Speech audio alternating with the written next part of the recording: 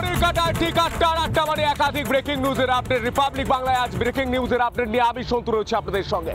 শুরুতেই নজর রাখবো গোটা রাজ্য জুড়ে, জেলা থেকে মফস্বল জায়গায় জায়গায় অশান্তির আশঙ্কা করা হচ্ছে রামনবমীকে কেন্দ্র করে। কেন? কারণ মোথাবাড়ির ঘটনা প্রত্যেকের চোখ খুলে দিয়েছে, এমনটাই বলছেন সনাতনী হিন্দুরা। তারা বলছেন তারা যাবেন কোথায়? জায়গায় জায়গায় অশান্তি হচ্ছে, পুলিশ কোনো অনুমতি দিচ্ছে না, বিনা কারণে অনুমতি বাতিল করতে হচ্ছে। তারা বলছেন সরস্বতী পুজো করতে হলে আজ বাংলায় হাইকোর্টে যেতে হয়, রামনবমী করতে হলে আজ বাংলায় হাইকোর্টে যেতে হয়। সনাতনী হিন্দুরা বাংলায় কেমন আছে? এটা ভালো থাকার নমুনা? প্রশ্ন করছেন হিন্দু সনাতনীরা। দেখুন।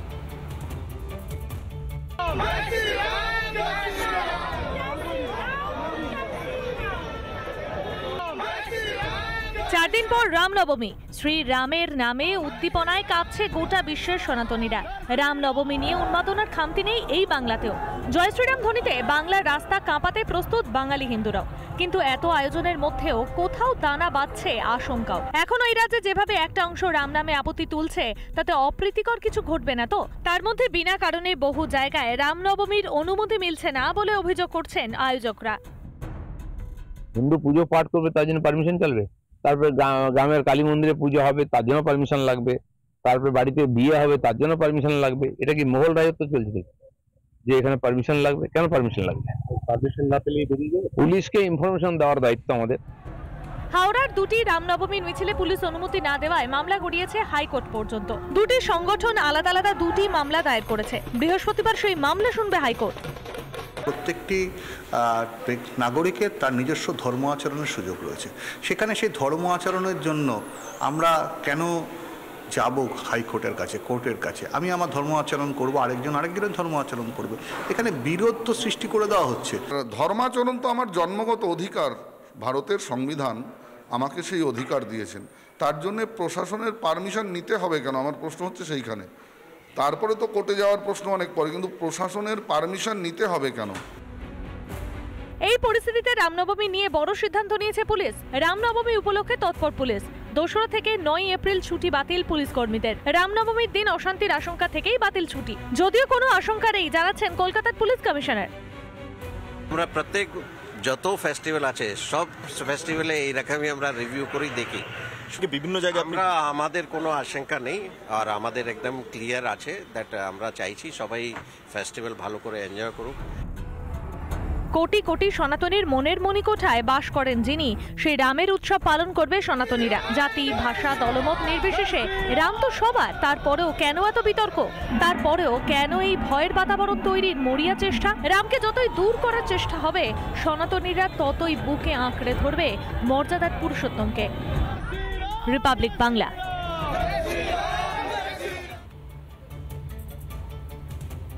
বাংলার ভোটার তালিকা থেকে বেছে বেছে বাদ দেওয়া হচ্ছে হিন্দু সনাতনীদের নাম, এমনটাই মারাত্মক অভিযোগ করছে বিজেপি। আজ বঙ্গ বিজেপি তথা যুব মোর্চার তরফ থেকে বিশেষ র্যালির ব্যবস্থা করা হয়েছে। আজ নির্বাচনী আধিকারিকদের কাছে গিয়ে বলা হবে, যদি ভুয়ো তালিকা বাদ দিতে হয়, ভুয়ো ভোটার বাদ দিতে হয়, তাহলে বাদ দিতে হবে যারা বাংলাদেশ থেকে এসেছেন। লাভলি খাতুনের মতো যারা লোকজন যারা বাংলাদেশ থেকে এসেছেন তাদের নাম বাদ দেওয়া হোক। যে লাভলি খাতুনকে তৃণমূল পঞ্চায়েতের প্রধান বানিয়েছিল সেই মতো লোকেদের নাম বাদ দেওয়া হোক। তালিকা থেকে হিন্দু ভোটারদের নাম বাদ দেওয়ার অভিযোগ করছে। হিন্দু ভোটারদের বাঁচানোর দাবি বিজেপির। আজ মুরলীধর লেন থেকে বিজেপির ডেপুটেশন র্যালি। মুরলীধর লেন থেকে নির্বাচন কমিশন পর্যন্ত প্রতিবাদ মিছিল নেতৃত্ব দেবেন রাজ্যের বিরোধী দলনেতা শুভেন্দু অধিকারী। মিছিলের অনুমতি দেয়নি পুলিশ। অনুমতি পেতে আদালতে দ্বারস্থ বিজেপি। নির্বাচন কমিশনে ডেপুটেশন জমা দেবে বিজেপি। বড় খবর, গুরুত্বপূর্ণ খবর, অত্যন্ত তাৎপর্যপূর্ণ খবর।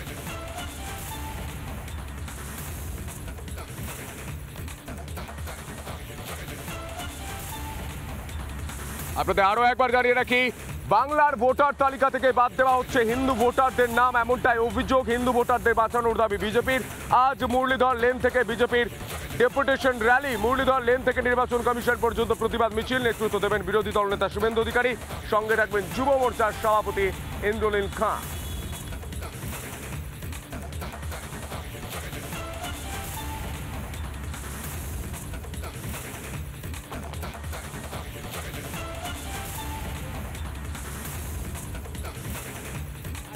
তালিকা থেকে হিন্দু ভোটারদের নাম বাদ দেওয়ার অভিযোগ, হিন্দু ভোটারদের বাঁচানোর দাবি বিজেপির।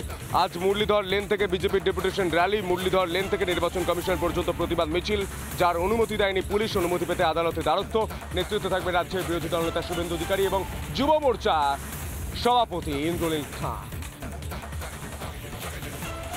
গোটা রাজ্য আমরা দেখতে পাচ্ছি তালিকা থেকে ভুয়ো ভোটারের নাম বাদ দেওয়ার জায়গায় হিন্দু ভোটারদের নাম বাদ দেওয়া হচ্ছে। মারাত্মক অভিযোগ উঠছে, কিন্তু লাভলি খাতুনের মতো বাংলাদেশ থেকে আসা কয়েক মাসের মধ্যেই পঞ্চায়েত প্রধান হয়ে যায় তৃণমূলের। এই ছবি দেখার পর গোটা বাংলার মানুষ প্রশ্ন করছেন, গোটা বাংলার খবরকে? সেই খবরই জানাবেন আমার সহকর্মী পৌলমী। সরাসরি ফিরিয়ে দেব স্টুডিওতে। পৌলমী, আজ দিনভর সকাল পর্যন্ত গুরুত্বপূর্ণ খবরগুলি কি কি? একদমই সন্তু, রাজ্যের বেশ কিছু পরিস্থিতি ভাবাচ্ছে আগামী দিন কি হবে। সামনে যেহেতু বিধানসভা নির্বাচন রয়েছে, তার আগে কি সমীকরণে পরিবর্তন ঘটবে? রাজ্যের ঘটনা প্রবাহের পাশাপাশি গোটা দেশ জুড়েও রয়েছে একাধিক খবরের ঘন ঘটা। আমরা নজর রাখবো এক ঝলকে। আজ লোকসভায় ওয়াকফ সংশোধনী বিল পেশ। বেলা 12টায় বিল পেশ হবে সংসদে। বিল নিয়ে 8 ঘন্টা আলোচনা। হুইপ জারি করে দলের সমস্ত সাংসদকে অধিবেশনে থাকার নির্দেশ বিজেপির শীর্ষ নেতৃত্বের। এপ্রিলের শেষে ঘোষণা হতে পারে বিজেপির নতুন সর্বভারতীয় সভাপতির নাম। এছাড়াও 13টি রাজ্যের রাজ্য সভাপতির নামও ঘোষণা হতে চলেছে এপ্রিলের শেষে।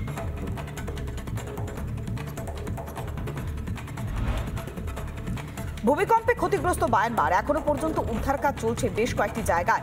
বিধ্বস্ত মায়ানমারে ফের ত্রাণ পাঠালো ভারত। বায়ুসেনার বিমানের ত্রাণ পৌঁছায় মান্তালাই বিমানবন্দরে। গুজরাটের বনশকান্থায় বাজি কারখানায় বিস্ফোরণ, ভেঙে পড়েছে কারখানার একাংশ। বিস্ফোরণের জেরে 21 জনের মৃত্যুর খবর পাওয়া যাচ্ছে। গুরুতর আহত অবস্থায় হাসপাতালে ভর্তি বেশ কয়েকজন শ্রমিক। বেআইনিভাবে মজুদ ছিল বিপুল পরিমাণ বিস্ফোরক, দাবি করছে পুলিশ। দিল্লির ঝান্ডেওয়ালাতে শপিং কমপ্লেক্সে বিধ্বংসী আগুন, পুড়ে ছাই বহুতল। এছাড়াও ক্ষতিগ্রস্ত পার্কিংয়ে দাঁড়িয়ে থাকা বেশ কয়েকটি গাড়ি। দমকল দেরিতে আসায় ক্ষয়ক্ষতি অনেক বেশি, এমনটাই অভিযোগ করছেন স্থানীয়রা।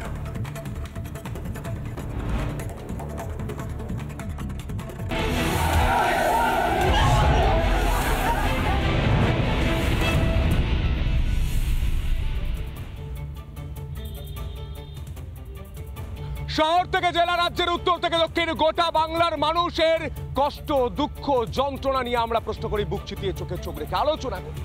আজ চাঁদ খবরে আজকে কি বিষয় নিয়ে আলোচনা করব, সরাসরি জানাবে স্টুডিওতে পৌলমী।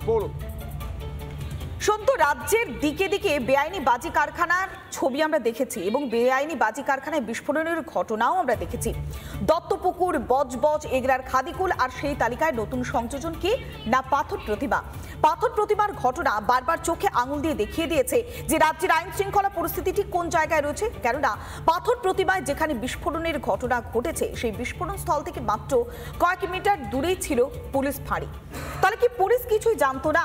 গতকাল আমরা দেখলাম যে এডিজি দক্ষিণবঙ্গ তিনি স্পষ্ট বলছেন যে পুলিশের পক্ষে সবকিছু জানা সম্ভব নয়, পুলিশের পক্ষে বাড়ি বাড়ি ঢুকে নজর রাখা সম্ভব নয়। তখন প্রশ্ন উঠছে, তাহলে কাদের পক্ষে সম্ভব? ইন্টেলিজেন্স কি একেবারেই ব্যর্থ? পুলিশ প্রশাসন তাহলে কি করছে? কি তাদের কাজ? এভাবে ব্যাঙের ছাতার মতো বেআইনি বাজি কারখানাগুলো গড়ে উঠছে। মমতা বন্দ্যোপাধ্যায় বারবার বলতেন যে সবুজ বাজির ক্লাস্টার তৈরি হবে। একেবারে ভরামুখ করে তিনি বলতেন গাল ভরা কথা। কিন্তু তারপরেও আমরা দেখছি রাজ্যের পরিস্থিতি সেই তিমিরে রয়ে গিয়েছে। একের পর এক জায়গায় বাজি কারখানায় বিস্ফোরণের ঘটনা বারবার প্রশ্ন তুলে দিচ্ছে, এইভাবে সাধারণ মানুষের জীবন বাজি রেখে এগিয়ে চলা আর কতদিন? আবার বিরোধীরা প্রশ্ন করছে যে কর্মসংস্থান কোথায়? রাজ্যে যদি কর্মসংস্থান না থাকে তাহলে বাজি শিল্পই হবে, চপ শিল্পই হবে। মানুষজন জানে যে সেখানে মৃত্যু রয়েছে, মৃত্যু ফাঁদ রয়েছে, কিন্তু তারপরেও পেটের জ্বালা বড় জ্বালা। সেই পেটের টানেই মানুষকে যেতে হচ্ছে এই সমস্ত বাজি কারখানাতে কাজ করবার জন্য। এগরা খাদিকুলের ঘটনা আমরা দেখেছিলাম, যা স্তম্ভিত করে দিয়েছিল গোটা দেশবাসীকে। একের পর এক মৃত্যু, একের পর এক প্রশ্ন তুলে দিয়েছিল। কিন্তু তারপরেও পরিস্থিতি যে এতটুকু বদলায়নি তা বারবার চোখে আঙুল দিয়ে দেখিয়েছে দত্তপুকুরের ঘটনা, বজবজের ঘটনা, আর এবার পাথর প্রতিমার ঘটনা। ভাবুন একবার, পরিবারের 11 জন সদস্য, সেই 11 জন সদস্যকে নিয়ে বাজি মজুত করে রাখা হয়েছে। আর সেই বাজি বিস্ফোরণের তীব্রতা, অর্থাৎ যে বিস্ফোরণটা ঘটেছিল তার তীব্রতা এতটাই বেশি ছিল যে ঢালাই করা বাড়ি তার একাংশ পুরোপুরি ভেঙে গিয়েছে। একেবারে চিলেকোঠার ছাদ উড়ে গিয়েছে, ফাটল ধরে গিয়েছে সিঁড়ির অংশে। আর 11 জন পরিবারের সদস্যের মধ্যে মাত্র বেঁচে রয়েছেন 3 জন। 8 জনের মৃত্যু হয়েছে। গোটা পরিবার তো ভেসে গিয়েছে এবং একই সঙ্গে স্থানীয়রা বারবার বলছেন যে একটা মাসোহারার ব্যাপার ছিল, অর্থাৎ লাইসেন্স উত্তীর্ণ হয়ে গিয়েছিল সেই বাজি কারখানা, তারপরেও কিভাবে বাজি তৈরি হচ্ছিল। তাহলে কি স্থানীয় প্রশাসনের সঙ্গে কোনো সাটগাঁট ছিল? যে পরিস্থিতি তৈরি হয়েছে তাতে স্থানীয়রা বলছেন যে সেখানে নাকি মাসোহারা নিত পুলিশ। তাহলে ভাবুন একবার, সেই পুলিশ প্রশাসন কি বলছে যে তাদের পক্ষে সম্ভব নয়, কোথায় বাড়ি বাড়ি গিয়ে খোঁজ নেওয়া সম্ভব নয়, কিন্তু পুলিশের পক্ষে কি এইভাবে মাসোহারা নেওয়া সম্ভব? আমরা এই নিয়ে আরো আলোচনা করব। আমাদের সঙ্গে এই মুহূর্তে সরাসরি রয়েছেন বিজেপির মুখপাত্র জগন্নাথ চ্যাটার্জি। আপনাকে স্বাগত জানাবো রিপাবলিক বাংলাতে। আমরা যে ছবি দেখতে পাচ্ছি, একের পর এক জায়গায় বাজি কারখানায় বিস্ফোরণের ঘটনা ঘটছে। মানুষ তো জানে যে মরণ ফাঁদ রয়েছে, মৃত্যু ফাঁদ রয়েছে, তাহলে কি পেটের জ্বালা বড় জ্বালা, তাই পেটের টানে তাদেরকে মৃত্যু ফাঁদের দিকে এগিয়ে যেতে হচ্ছে আর এইভাবেই বেঠকে প্রাণ হারাতে হচ্ছে? দেখুন, এটাকে নিছক বাজি কারখানার বিস্ফোরণ হিসেবে দেখলে চলবে না, কারণ এ তো শুধুমাত্র প্রথম পাথর প্রতিমায় ঘটলো তেমন নয়। এর আগে মালদাতে একই ঘটনা ঘটেছে, মুর্শিদাবাদে একই ঘটনা ঘটেছে, দক্ষিণ 24 পরগনায় আকছার, চম্পাহাটি ইত্যাদি জায়গায় ঘটতে থাকে, উত্তর 24 পরগনায় ঘটেছে দত্তপুকুরে। এবং আমি এটি তথ্য দেখছিলাম যে 1996 সাল থেকে 2024 সাল পর্যন্ত বিবিসি একটি গবেষণামূলক রিপোর্ট করেছে। বিবিসির বিশ্বাসযোগ্যতা নিয়ে অনেক প্রশ্ন থাকলেও তাদেরই একটি রিপোর্ট আমি উদ্ধৃত করতে চাই। তারা বলছে যে পশ্চিমবঙ্গে এই ধরনের বোমা বিস্ফোরণে, কুট বোমা বিস্ফোরণ, বাজি কারখানার বিস্ফোরণে এখনো পর্যন্ত 94 জনের মৃত্যু হয়েছে। এবং আরো জানলে অবাক হবেন যে 556 জন শিশুর মৃত্যু হয়েছে, বাচ্চারা। আপনারাই খবর দেখিয়েছেন কলকাতাতে বল ভেবে লাথি মারতে গিয়ে কত বাচ্চা সাম্প্রতিককালে মারা গেছে। বাইপাসের ধারে বিভিন্ন জায়গায় ঘটনা ঘটেছে, ভাঙড়ে ঘটনা ঘটেছে, সোনারপুরের দিকে ঘটনা ঘটেছে এবং 471 জন ইনজিওর্ড হয়েছে। তো এই 96 থেকে 2024 পর্যন্ত প্রতি 18 দিনে একটি করে বোমা বিস্ফোরণের ঘটনা পশ্চিমবঙ্গে ঘটেছে। আমার তো এটা মনে হচ্ছে যে মাননীয়া লন্ডন গেছিলেন, তো লন্ডনে গিয়ে তাই পশ্চিমবঙ্গের যে একমাত্র শিল্প, বোমা শিল্প, ক্রুড বোমা শিল্প বা পেটো শিল্প, সে ব্যাপারে তিনি কোনো উল্লেখ করে আসেননি। যে পশ্চিমবঙ্গে শিল্পায়ন করতে এলে স্বাগত জানানোর জন্য আমরা একটু বোমা ছুড়ি, এই যে সংস্কৃতি বাংলার তিনি 15 বছরে আরো ফুলে ফলে বিকশিত করেছেন, সেটা তো লন্ডনে উনি কেলক কলেজে বলে আসেননি। আমার মনে হয় পাথর মতিমার বোমা কারবারিরা এটা নিয়ে একদমই তাই। জগন্নাথ বাবু, আপনার কথা সূত্র ধরে মমতা বন্দ্যোপাধ্যায় বিদেশে গিয়েছিলেন এবং শিল্পের জন্য গালভরা কথা বলেছিলেন, কিন্তু তিনি এই বোমা শিল্পের কথা বলেননি। কিন্তু তিনি তো নিজে পুলিশ মন্ত্রী, আর তার পুলিশ কি বলছে যে তাদের পক্ষে নজর রাখা সম্ভব নয়, তাদের পক্ষে সবটা জানা সম্ভব নয়, বাড়ি বাড়ি ঢুকে খোঁজ নেওয়া সম্ভব নয়। এই কথা বলছেন এডিজি দক্ষিণবঙ্গ সুপ্রতিম সরকার। তাহলে পুলিশ যদি না জানে তাহলে জানবেটাকে? পুলিশ তো মাসোহারা নিচ্ছিল সেখান থেকে, তাহলে পুলিশ জানে না বলছে আবার মাসোহারা নিচ্ছে, তাতে এক মুখে দুরকম কথা হয়ে যাচ্ছে। একদমই ঠিক কথা বলেছেন। যদি পুলিশ এই কাজ না করবে, পুলিশ যদি এই খোঁজ না রাখবে, তো কে খোঁজ রাখবে? রিপাবলিক বাংলা না ভারতীয় জনতা পার্টি? আমরা দুজনেই খোঁজ রাখতে পারি, চতুর্থ স্তম্ভের প্রতিনিধি হিসেবে সংবাদ মাধ্যম এবং বিরোধী দল হিসেবে আমরা। এবং আমরা তো বারবার দেখাই, চোখে আঙুল দিয়ে দেখানোর মতো দেখাই। এবং তাতেও যদি এই সরকারের টনক না নড়ে, মিডিয়ার এত বড় কভারেজের পরেও যদি টনক না নড়ে, তাহলে বুঝতে হবে যে এই পুরো বোমা কারখানাগুলি চালানোর জন্য, কারণ যেহেতু ইলেকশন ইজ অ্যাপ্রোচ, ইলেকশন আসছে, তো তার ফলেতে এই ইলেকশনে এই বাজি কারখানার মশলা দিয়েই তো পেটো বানানো হয়। তো এই পেটো কারখানা, পেটোগুলো মজুত করার জন্য, ক্রুড বোমা মজুত করার জন্য এই কারখানাগুলি ব্যবহার হয়। এবং তাতে পুলিশ, তৃণমূলী গুন্ডা, দুষ্কৃতী এবং শাসক দলের মাথা যারা, তাদের প্রচ্ছন্ন মদত থাকে। তা না হলে আকছার ওই কোনো রকমের লাইসেন্স ছাড়া, এক ধরনের লাইসেন্স নিয়ে আরেক ধরনের জিনিস তৈরি করা, এই জিনিস আকছার চলতে পারে না। এই সংস্কৃতি পশ্চিমবঙ্গে বহুদিন ধরে চলে আসছে এবং তৃণমূল কংগ্রেসের আমলে এই বাজি কারখানা এবং বাজি কারখানার পেছনে থেকে বোমা তৈরি করা একটি কার্যত কুটির শিল্পে পরিণত হয়েছে। এবং শুধু কুটির শিল্প নয়, এটার ব্যবহার এবং এর প্রাতিষ্ঠানিকতা, এর জন্য সম্পূর্ণরূপে রাজ্যের পুলিশ মন্ত্রী দায়ী। কারণ আপনারা জানেন যে কোথাও একটি বোমা বিস্ফোরণ ঘটলে যে 7টি প্রাণ চলে গেল পাথর প্রতিমা ডোলাহাটে, এই প্রাণ কি মুখ্যমন্ত্রী ফিরিয়ে দিতে পারবেন? আর কি করে একজন দায়িত্ব জ্ঞানহীন মন্তব্য। সেক্ষেত্রে জগন্নাথ বাবু আপনি বলতে চাইছেন যে একেবারে সমানুপাতিক একটা সম্পর্ক, একদিকে বাজি বোমা তৈরি হচ্ছে, মমতা বন্দ্যোপাধ্যায় রাজ্যের পুলিশ মন্ত্রী, সামনে রয়েছে 2026-এর বিধানসভা নির্বাচন রয়েছে, তাহলে এই বোমা বাজিটা প্রয়োজন রয়েছে, সেই কারণে মমতা বন্দ্যোপাধ্যায় প্রশ্রয় দিচ্ছেন। তাহলে কোথাও গিয়ে কি আত্মবিশ্বাসের অভাব হচ্ছে, কোথাও গিয়ে মনোবল হারিয়ে যাচ্ছে, তাই কি এই বাজি বোমা এগুলোকে প্রশ্রয় দিতে হচ্ছে? কেননা 2026-এর জন্য ভবিষ্যতের কথা ভেবে এগুলোকে প্রশ্রয় দিতে হচ্ছে। দেখুন, মমতা বন্দ্যোপাধ্যায়ের মাথা এমনি খারাপ হয়ে গেছে। উনি তো বাংলায় একজন ঘৃণিত জীব হয়ে গেছিলেন, মানুষের ঘৃণা ওনাকে আচ্ছন্ন করে ফেলেছে। কিন্তু বিদেশের মাটিতে গিয়েও উনি দেখলেন যে বিদেশের বাঙালিরাও তাকে প্রশ্ন করতে ছাড়ছে না, এবং ফেরত আসার পর তার মাথার মস্তিষ্ক বিকৃতি এতটাই এমন চরম পর্যায়ে গেছে যে তিনি ঈদের নামাজে গিয়ে নিজের ধর্মকে বলছেন গন্দা ধর্ম। কারণ তিনি বুঝতে পারছেন যে হিন্দু বাঙালি, উদ্বাস্তু বাঙালি, হিন্দি ভাষাভাষী বাঙালি তারা মনের প্রাণে ঠিক করে নিয়েছে যে 26-এর নির্বাচনে তৃণমূল কংগ্রেসকে তারা অতীত করে ফেলবে। তাই যখন অতীত হয়ে যাচ্ছেন, তিনি যখন নিজের ভবিষ্যৎ নিজে পড়তে পারছেন, তখন তার সামনে একটাই পথ, তা হচ্ছে যে কোনো মূল্যে আঁকড়ে ধরে থেকে যত রকমের অপকর্ম করে ক্ষমতায় টিকে থাকার শেষ চেষ্টা করা। কিন্তু তারপরেও এই চেষ্টা হবে না, তার দুধেল গায়রাও তাকে এবার লাথি মারবে।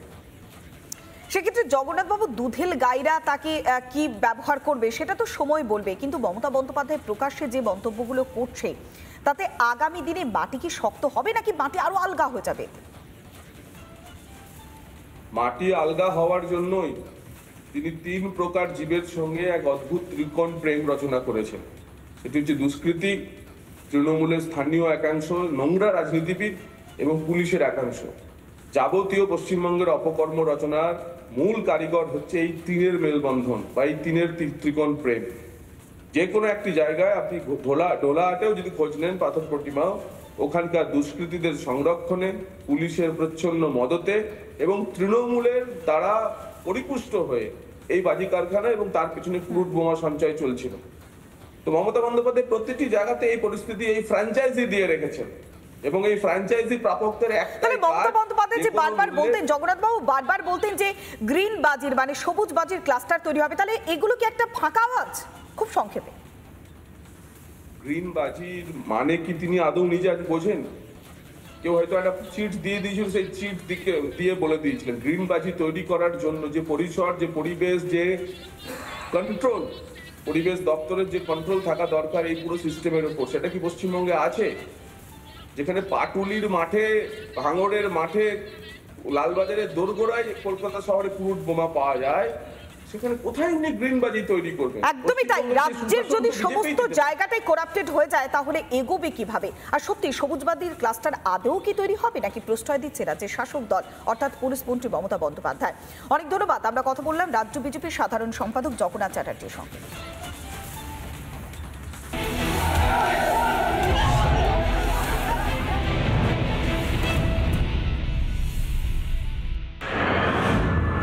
পাথর প্রতিমায় বাজি কারখানার বিস্ফোরণ এবং সেই বিস্ফোরণের জেরে 8 জন একই পরিবারের সদস্যের প্রাণ গিয়েছে, এবং তারপর প্রশ্ন উঠছে যে দিকে দিকে এইভাবে বাজি কারখানা ঘন বসতিপূর্ণ এলাকায় কিভাবে গজিয়ে উঠছে এবং এই বাজি কারখানাগুলোর লাইসেন্স কিভাবেই বা পাওয়া যাচ্ছে। মূলত এই 8 জন মারা যাওয়ার পর আরো বড় প্রশ্ন তুলে দিচ্ছে এগরা, দত্তপুকুর। এই এত বিস্ফোরণের পর কেন পুলিশের এখনো পর্যন্ত হুঁশ ফিরল না? অন্যদিকে আরো ভয়ঙ্কর অভিযোগ উঠে আসছে এই পাথর প্রতিমার বাজি কারখানা বা বাজি মজুদকে কেন্দ্র করে। মূলত এখানের যারা বসতি এবং একই সঙ্গে যে বাড়িতে বিস্ফোরণ ঘটেছে সেই বাড়িরই আত্মীয় তিনি জানাচ্ছেন যে পুলিশ আসতো প্রত্যেক মাসে এবং তারা টাকা নিয়ে যেত বা ঘুষ নিয়ে যেত যাতে সেই লাইসেন্স বা সেই কাজ চলতে পারে, বাজি মজুদ বা বাজি তৈরি করার কাজ চলতে পারে। ক্যামেরা বিশ্বরূপের সঙ্গে পিঙ্কি অধিকারী, রিপাবলিক বাংলা।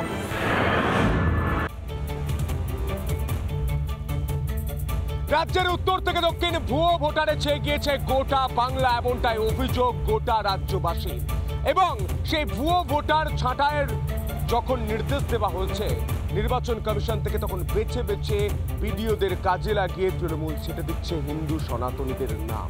আর এরই প্রতিবাদে আজ রাস্তায় নামছে বঙ্গ বিজেপি। আর সেই সব খবর তুলে ধরবো রিপাবলিক বাংলা। আর এই মুহূর্তে সরাসরি বরুণকে ফিরিয়ে দেবো, যেখানে বাজি কারখানায় বিস্ফোরণে মৃত্যু হয়েছে 8 জনের।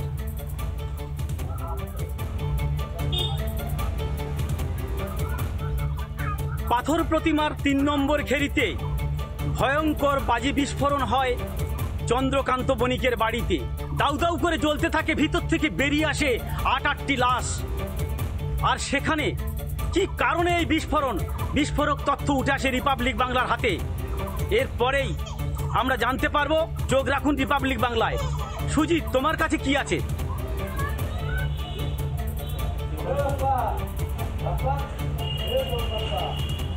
দেখো বলুন, খোননগর যে কানাইপুর যে গ্রাম রয়েছে, কানাইপুর যে পঞ্চায়েত এলাকা রয়েছে, সেখানে জলছত্র নিয়ে বিভিন্ন যেভাবে অভিযোগ উঠছে। সেই জলছত্রের জন্য যে ঘর হয়েছিল সেখানে উদ্বোধন হয়েছিল, সেইখানে যে নাম প্লেট দেওয়া হয়েছিল, যে কারা কারা সেই উদ্বোধন করেছে এবং সেখানে কত টাকা খরচা হয়েছে সেটাও নিয়ে কিন্তু নেম প্লেট দেওয়া হয়েছিল, সেখানে ফলক বসানো হয়েছিল।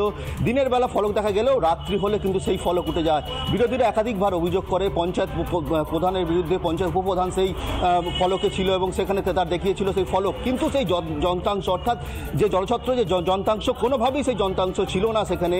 বিরোধীরা অভিযোগ করছে সাধারণ মানুষের টাকা কিন্তু লুট হচ্ছে। আমি চলে যাব সরাসরি পিঙ্কির কাছে। পিঙ্কি, তোমার কাছে কি খবর রয়েছে?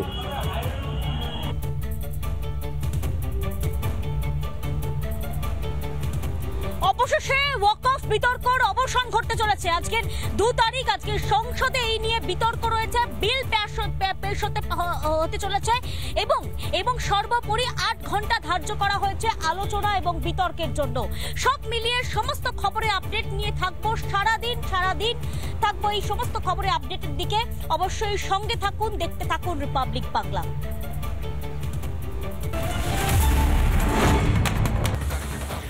জমি বিবাদের জেরে রণক্ষেত্র নদিয়ার কালীগঞ্জে 2 গোষ্ঠীর মধ্যে সংঘর্ষ।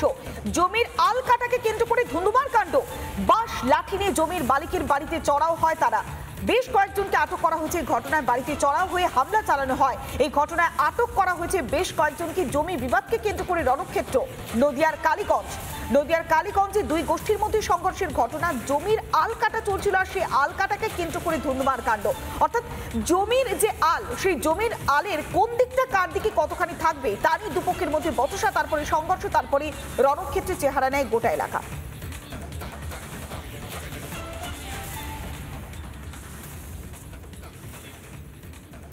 মাত্র কয়েকদিন আগে বিদেশ সফরে গিয়েছিলেন বাংলার মুখ্যমন্ত্রী মমতা বন্দ্যোপাধ্যায়। তবে বিদেশ সফরে গিয়েও যেন এক মুহূর্ত শান্তি নেই তার। গঙ্গা ছেড়ে টেমস পর্যন্ত মমতা বন্দ্যোপাধ্যায়ের পিছু নিয়েছে একের পর এক অপ্রিয় অগ্নিবাণ। পরিস্থিতি এমন হয়েছিল যে মেজাজ হারাতেও দেখা যায় মুখ্যমন্ত্রীকে। কিন্তু দলের নেতারা যেন এই পরিস্থিতিতেও গা বাঁচিয়ে চলছেন। অভয়াকাণ্ডের পর 26-এর আগে কি তাহলে নেতারা জল মাপছেন, নাকি তৃণমূলের ভেতরেই শুরু হয়েছে নীরব বিদ্রোহ?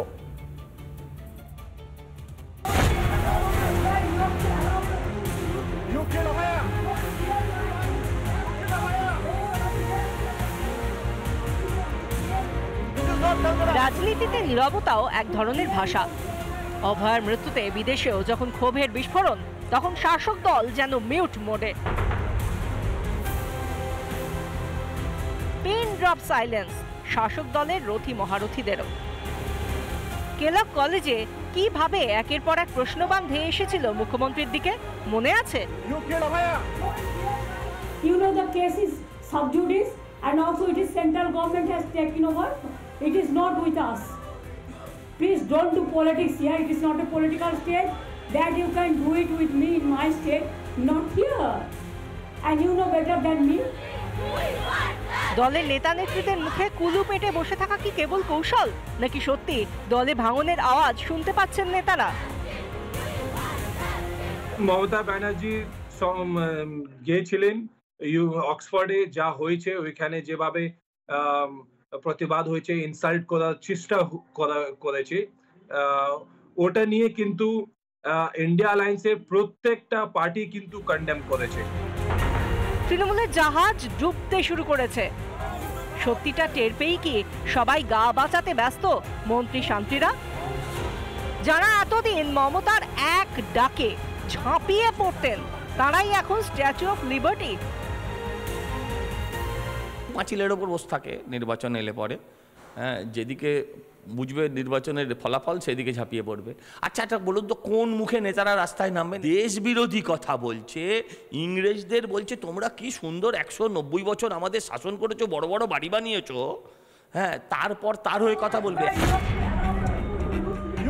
সত্যি তো, মুখ্যমন্ত্রী যখন ক্ষোভে ফুঁসছেন তখন দলের নেতারা চুপ কেন? এই নীরবতায় বড়সড় কিছুর ইঙ্গিত দিচ্ছে নাকি? হয়তো 26-এর আগে নেতারা কি মানুষের মেজাজ বুঝে ফেলেছেন?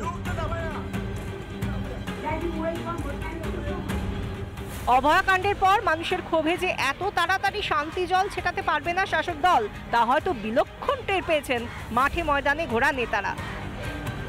তাই হয়তো নিজের রাজনৈতিক ভবিষ্যৎ সুরক্ষিত করতে চাচা আপন প্রাণ বাজার নীতি মেনে নিয়েছেন নেতা নেত্রীরা।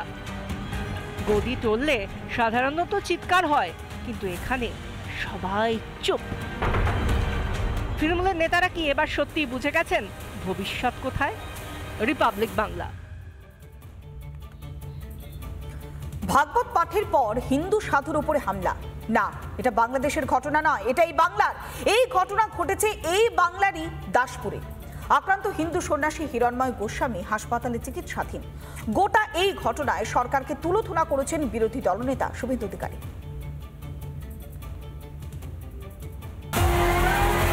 পশ্চিমবঙ্গের মাটিতে সনাতনের কথা বলায় আক্রান্ত হিন্দু সাধু। পশ্চিম মেদিনীপুরের দাসপুরে সন্ন্যাসী হিরণময় গোস্বামীর উপর হামলার ঘটনায় রাজ্য জুড়ে ক্ষোভের বাতাবরণ। বিষয়টি নিয়ে সমাজ মাধ্যমে ক্ষোভ উগরে দিয়েছেন খোদ বিরোধী দলনেতা শুভেন্দু অধিকারী। 31শে মার্চ সোমবার রাত 11টা নাগাদ হিরণময় গোস্বামী মহারাজের উপর হামলা হয়। ভগবত কথা সেরে প্রসাদ গ্রহণের পর হাঁটাহাঁটি করছিলেন সন্ন্যাসী। আচমকা তার উপর চড়াও হয় দুই দুষ্কৃতী। গলায় কাপড় পেঁচিয়ে হত্যার চেষ্টা করা হয়। কেটে নেওয়া হয় সন্ন্যাসীর জটাও। জখম অবস্থায় হিরণময় গোস্বামী মহারাজ ঘাটাল মহকুমা হাসপাতালে চিকিৎসাধীন। কেন হামলা হলো হিন্দু সন্ন্যাসীর উপর? আক্রান্ত সন্ন্যাসী নিজে কি মনে করেন শুনুন। কোন সাধু সন্ত তারা সমাজকে, দেশকে, রাষ্ট্রকে যে শিক্ষা দিতে পারে, একজোট হবার কথা বলে, কিন্তু সেখানে তাদের সমস্যা, তাদের তুষ্টিকরণ পুষ্টিকরণে তাদের আঘাত ব্যাঘাত লাগে। কেন হিরণময় গোস্বামীর উপর খাপ্পা থাকতে পারে হিন্দু বিরোধী অপশক্তিরা? তার কয়েকটি কথা শামিল হলেই এই উত্তর মিলবে। গো মাতা কি জয়, ভারত মাতা কি জয়, এটা বলার দরকার নেই। তারা এখানে আসুন আমার সামনে। গো মাতা কি জয়, ভারত মাতা কি জয়, এটা বলার আমার অধিকার, জন্মগত অধিকার, সনাতনী হওয়া অধিকার। গো মাতা কি, ভারত মাতা কি। হিন্দু ঐক্যের কথায় গায়ে জ্বালা ধরে এবারের সংবিধান বিরোধী দেশদ্রোহীদের। তাই বোধহয় এই রাজ্যে রাষ্ট্রভক্ত ও রামভক্তদের আক্রান্ত হওয়াটাই দস্তুর। আমি তো আমার ধর্মের কথা বলছি, আমি তো অন্য ধর্মের বিরোধিতা করছি না। আমার নিজের দেশের কথা বলছি, দেশের জয়ের কথা বলছি। ভারত মাতাকে জয় বা জয় শ্রীরাম, সেটা হচ্ছে আমার ধর্মের বিষয়। এটা কোনো রাজনৈতিক দলের স্লোগান নয়। জয় শ্রীরাম, সিয়ারাম, রাম রাম, এরা আমরা বরাবরই বলে থাকি।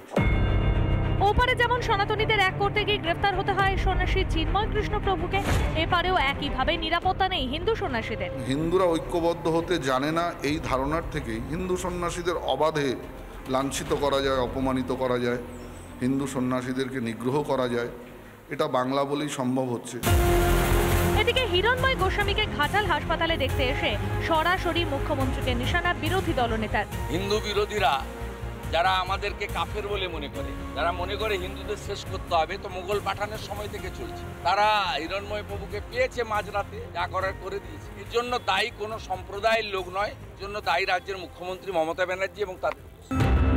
হামলাকারীদের পরিচয় ও হামলার কারণ এখনো নিশ্চিত নয়। হয়তো ঠিকমতো তদন্ত হলে বেরিয়ে আসবে সত্যিটা। কিন্তু ভারত হিন্দুদের একমাত্র হোমল্যান্ড। বাঙালি হিন্দুদের মাথা উঁচু করে বাঁচবার শেষ ঠিকানাই পশ্চিমবঙ্গ। তাহলে কেন জয় শ্রীরাম বা গোমাতার জয় বলতে পারবে না বাংলার হিন্দুরা? কারা এপারে বাংলাটাকে ওপার বাংলা বানাতে চায়? রিপাবলিক বাংলা। দীর্ঘদিনের অপেক্ষার অবসান হতে চলেছে আজ। লোকসভায় পেশ হতে চলেছে ওয়াকফ সংশোধনী বিল, আর সেই নিয়ে আলোচনা তুঙ্গে। কেননা এর আগে আমরা দেখেছিলাম বারবার তোষণের রাজনীতির অভিযোগ উঠে এসেছিল, বিরোধীরা রীতিমতো নিন্দায় সরব হয়েছিল। আর এরপরেই বিজেপি তার অবস্থান স্পষ্ট করে দিয়েছে এবং একই সঙ্গে সমস্ত জাতির সাংসদরা উপস্থিত থাকে, সেই কারণে হুইপ জারি করা হয়েছে। কিন্তু প্রশ্ন এক জায়গায়, এই ওয়াকফ সংশোধনী নিয়ে এত গাজালা কেন বিরোধীদের? তাহলে কি বারবার তোষণের রাজনীতিটাই স্পষ্ট হচ্ছে? সন্তুর কাছে যাব, আমাদের প্রতিনিধি সন্তু রয়েছে। সন্তু, একটাই প্রশ্ন, বারবার বিরোধীরা এই ওয়াকফের বিরোধিতা করে আসছে, কিন্তু দেশের স্বার্থে দশের স্বার্থে বিরোধিতা করার কারণটা কি? সবটাই কি তোষণের রাজনীতি, সন্তু?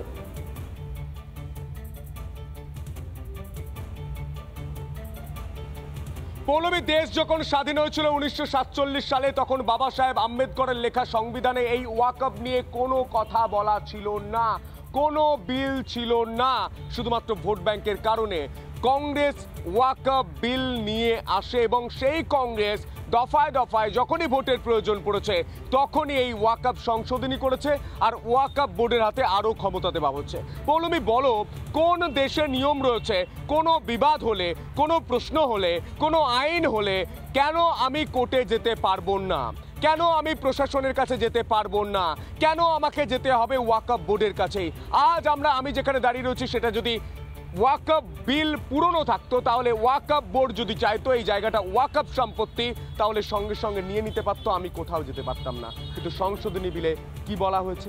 পরিবর্তন হয়েছে, আপনি যেতে পারবেন কোর্টে, আপনি যেতে পারবেন ডিএম এর কাছে। আজ 8 ঘন্টার এই বিষয় নিয়ে আলোচনা রয়েছে সংসদে। কি ছবি উঠে আসে সেই ছবি তো আপনাদের দেখাবো, কিন্তু প্রথমেই পুরো তথ্যটা দেখাবো আপনাদের সামনে। দেখো,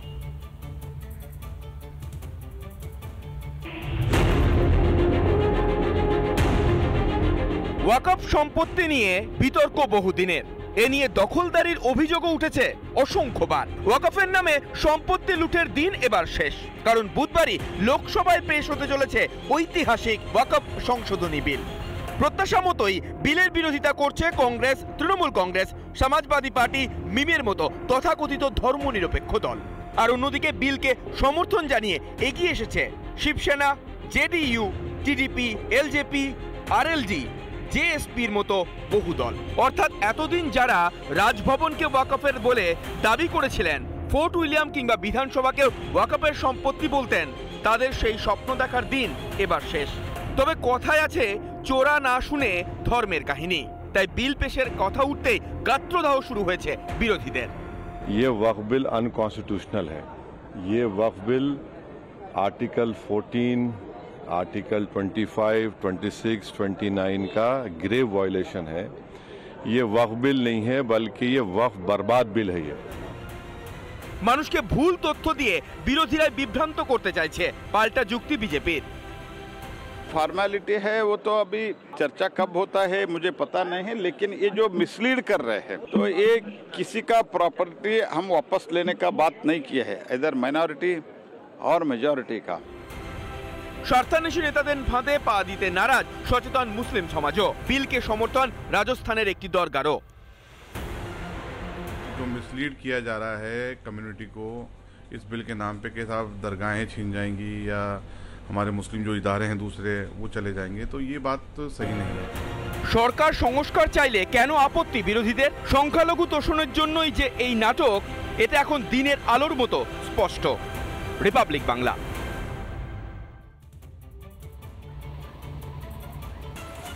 তোষণের রাজনীতি এবং ভোট ব্যাংকের কারণে কি ওয়াকফের বিরোধিতা করছে ইন্ডি জোট?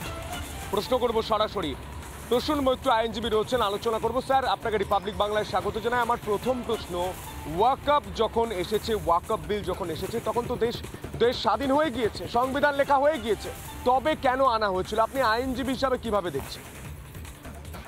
দেখুন, ওয়াকফ যে আনা হয়েছিল, প্রথমবার আনা হয়েছিল 1954 সালে জওয়াহরলাল নেহরুর সময়, এবং তারও ইতিহাসটা যদি আমরা দেখতে যাই, যে ওয়াকফ যে কনসেপ্টটা ছিল সেটা 1890 সালে প্রিভি কাউন্সিল এই কনসেপ্টটাকে পুরো তুলোধনা করেছিল।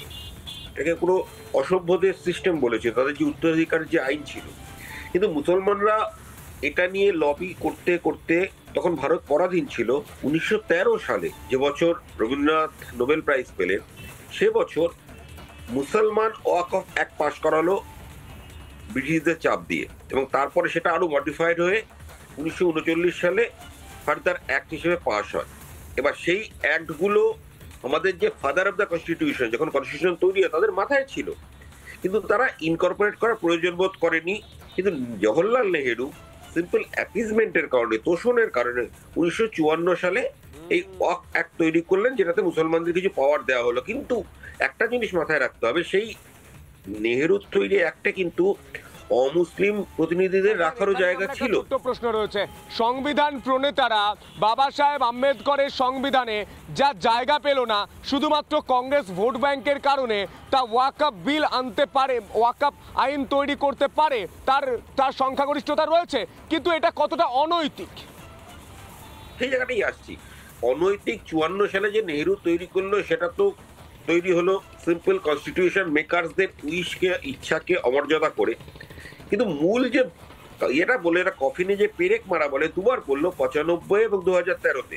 95 নরসিংহ রাও গভর্নমেন্ট, কংগ্রেসে সোনিয়া গান্ধী যেটা চিফ ছিলেন, আপনাদের ইয়েতে নেতৃত্বে চলছিল, সেই গভর্নমেন্ট যেহেতু বাবরি মসজিদ অলরেডি ভাঙা হয়ে গেছে, সেইটাকে তোষণ করার জন্য, সেটাকে মানে কি বলে, ক্ষতিপূরণ দেওয়ার জন্য যেন তাদেরকে অপর্যাপ্ত, অপরিসীম আনচেক পাওয়ার দিয়ে দেওয়া হলো ওয়াকফ বোর্ডের মাধ্যমে।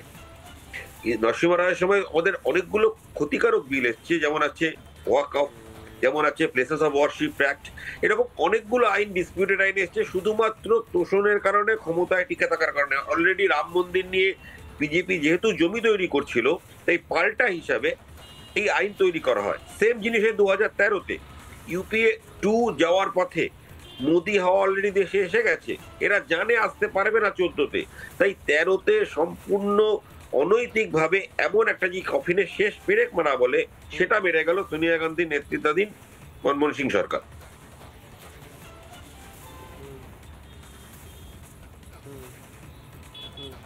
এই জায়গাতে আমার পরের প্রশ্ন স্যার, আমি জানতে চাইছি যে ওয়াকফ বিলটা সরে যাচ্ছে, এটা দেশের জন্য কত ভালো হবে? না, আমরা তো সেকুলার দেশে বাস করি, আমরা তো একটা, ভারতবর্ষ একটা সেকুলার দেশ, আমাদের দুই পাশে ইসলামিক দেশ রয়েছে, তা সত্ত্বেও ভারত তার সেকুলারত্ব বজায় রেখেছে, কারণ ভারত হিন্দু বহুল বলে এখনো অব্দি। তো আমরা যদি সেকুলার দেশে বাস করি, তাহলে সেক্ষেত্রে তো যে মাপকাঠি হওয়া উচিত, প্রত্যেকের জন্য সমান হওয়া উচিত। তো ওয়াকফ আইনে যেটা বর্তমান রয়েছে, সংশোধনের আগে অবধি, প্রস্তাবনার আগে অবধি, কোনো মহিলা ঢুকতে পারবে না, নিম্নবর্গের মুসলমানরা ঢুকতে পারবে না, মানে যেটা আজলাব বলা হয়। মানে ওয়াকফটা বর্তমানে দাঁড়িয়েছে যেন একটা উচ্চ শ্রেণীর মুসলমানদের, যারা আশরাফ বলা হয়, তাদের জমিদারি, তাদের জায়গিরদারি, তারা সব সম্পত্তি, হাজার হাজার কোটি টাকার সম্পত্তি, প্রায় কয়েক লক্ষ কোটি টাকার সম্পত্তি ভারত জুড়ে তারা দখল করে রয়েছে, তাই নিয়ে তারা জমিদারি চালাচ্ছে। আর মুশকিল হচ্ছে, তারা উচ্ছিষ্টের মতো কিছু মাঝে মাঝে এই দরিদ্র মুসলমানদের দিকে ছুড়ে দেয়। এই দরিদ্র মুসলমানরা কিন্তু ওয়াকফের কোনো সুবিধা পায় না। যদি পেত, তাহলে পশ্চিমবঙ্গের প্রত্যেকটা গুরুত্বপূর্ণ রাস্তার মোড়ে বা শিয়ালদা বা হাওড়া রাজত্ব চালানোর জন্য, আমরা জানি মোগল আমল চলে গিয়েছিল, ইংরেজ আমলের পর আমাদের দেশ স্বাধীন হয়েছে, কিন্তু তারপরেও এই রাজত্ব চালানোর জন্য, এই জমিদারি চালানোর জন্য ওয়াকফ বিল তৈরি করে কংগ্রেস হাতে তুলে দিচ্ছে সোনার চামচ। এটা আর কতদিন চলতে পারে আমার দেশে? তাই ওয়াকফ বিলে সংশোধনী আনা হয়েছে। ধন্যবাদ স্যার আপনার গুরুত্বপূর্ণ সময় দেওয়ার জন্য। প্রসন্নবাবু আইনজীবী আমাদের সঙ্গে সরাসরি ছিলেন, কিন্তু আজ দেখা যাবে সংসদে কি ছবিটা উঠে আসে। সংখ্যাতত্ত্বের হিসেব বলছে আজ ধোপে টিকবে না বিরোধীদের কোনো আওয়াজ, কারণ সংখ্যাগরিষ্ঠতা রয়েছে এনডিএর কাছে। এই ছবির দিকে অবশ্য আমাদের নজর থাকবে, কিন্তু একটা ছোট্ট বিরতির পর আপনারা দেখবেন গোটা রাজ্যের হাওয়া কেমন আমাদের সিনিয়র এডিটর শুভ্রাংশু চ্যাটার্জির সঙ্গে। দেখতে থাকুন রিপাবলিক বাংলা।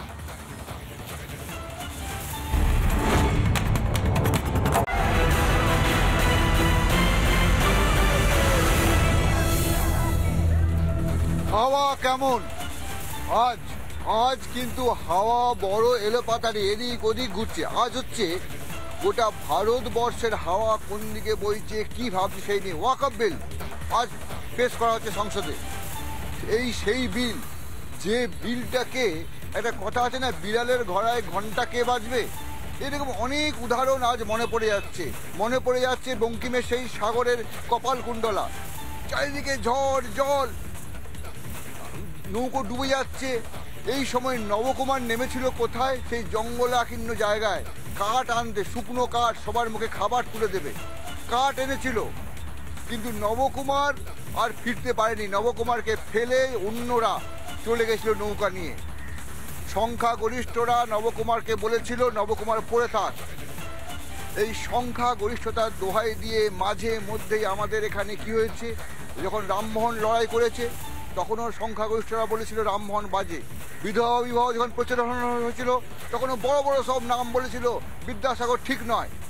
ঠিক সেই সময় ভারতবর্ষকে যখন একটা রাষ্ট্র ভারত ব্যবস্থা, সেই ভারতবর্ষ রাষ্ট্র ভারত ব্যবস্থায় আমরা যখন একের পর এক দেখছি 370 বিলোপ হলো, একের পর এক ঘটনা যখন দেখছি, ঠিক সেই সময় ওয়াকফ বিল, যে ওয়াকফ বিল যেটা বলা হচ্ছে গোটা ভারতবর্ষের রাষ্ট্রীয় কাঠামোর মধ্যে ভারতবর্ষকে একটা নির্দিষ্ট জায়গায় নিয়ে যাওয়া, সেই জায়গাটায় বিভিন্ন বিরোধীরা বাধার সৃষ্টি করছে। তারা বলছে একজোট হও। সেই সব জোটেরা যারা ভারতবর্ষের এই যে গণতান্ত্রিক শক্তিশালী রাষ্ট্র কাঠামোয় বিশ্বাস করে না, তারা বলছে একজোট হয়ে যাও। কিন্তু একজোট হয়ে কি করবে? এখানে যেটা হচ্ছে ওয়াকফ বিল, আমার বলে দিচ্ছি, আমাদের এখানে পশ্চিম বাংলায় যে শিব মন্দির আছে হুগলিতে, তার যে পরিচালন সমিতি, তার চেয়ারম্যান ফিরাদ হকিম। কিন্তু এই ওয়াকফ বোর্ড বলছে কোনো অমুসলিম হবে না। এখানে বলা হচ্ছে যে জেলা শাসক তিনি হবেন ওয়াকফ বোর্ডের সদস্য, মানে মেম্বার, এবং তিনি তার নেতৃত্বে যে জমি কার সেটা নির্ধারিত করা হবে।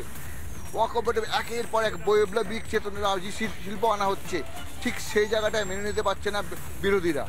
তারা বলছে যেমনটাই ছিল তেমনটাই থাকতে হবে। যে যার নিজের গুড়ে রুটি সে নিজের গুড় দিয়ে মেখে খাবে, বাকিদের দেওয়া হবে না। এটা তো হতে পারে না।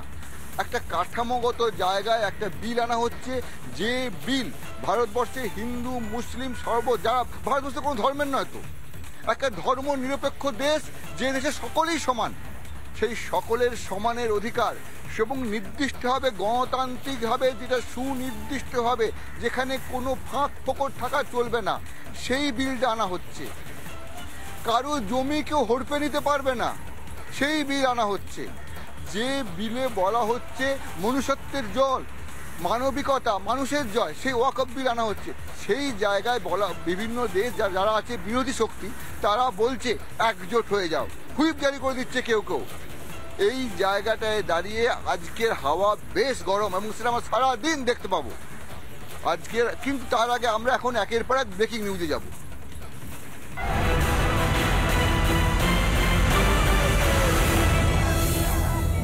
নানা ধরনের কন্টেন্ট দেখার জন্য লাইক করুন, শেয়ার করুন আমাদের ফেসবুক পেজ, সাবস্ক্রাইব করুন আমাদের ইউটিউব চ্যানেল। পাশাপাশি অন্যান্য ব্রেকিং নিউজের জন্য অবশ্যই চোখ রাখুন রিপাবলিক বাংলায়।